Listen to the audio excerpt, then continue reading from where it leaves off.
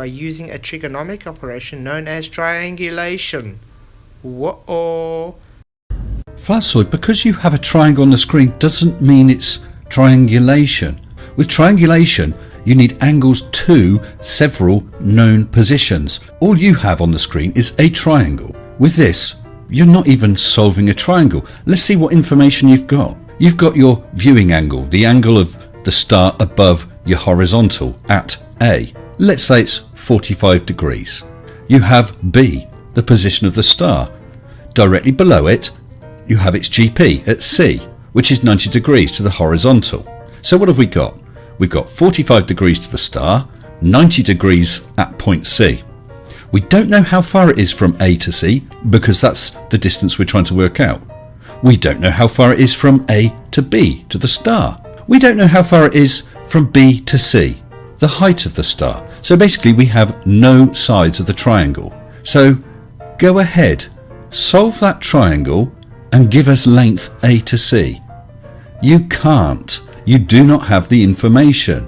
That is a total fail. And even if you did, that's not triangulation. That's just solving one triangle.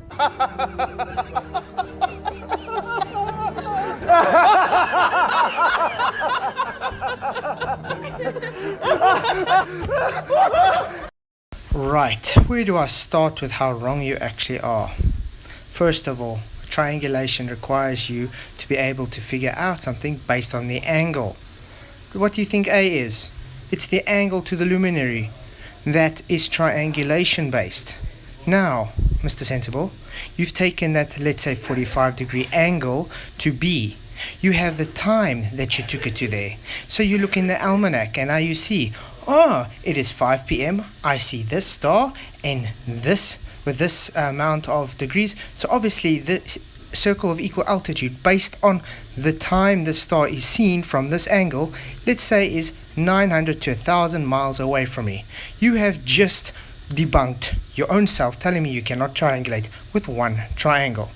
Mr. Sensible, what do you have to say for yourself? Now, if you want to be more accurate, you can do more than one observation and therefore do more and more until you get your exact pinpoint location, aka triangulation, done with one triangle. Secondly, we don't create triangles. Yeah, you're right. I must be imagining this triangle, or how about this triangle? Or maybe this triangle, I'm imagining it. Tell me something.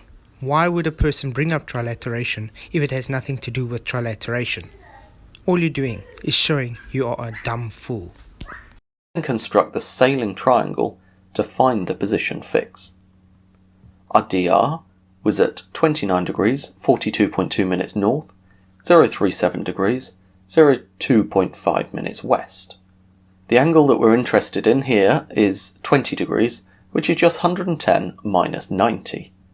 Then trigonometry gives us the lengths of the sides, 5.1 cos 20 in the easterly direction, and 5.1 sine 20 in the southerly direction. And resolving those gives 4.8 and 1.7 miles. Latitude corresponds directly, so we can just subtract 1.7 minutes of latitude from our DR position to get the latitude of the fix.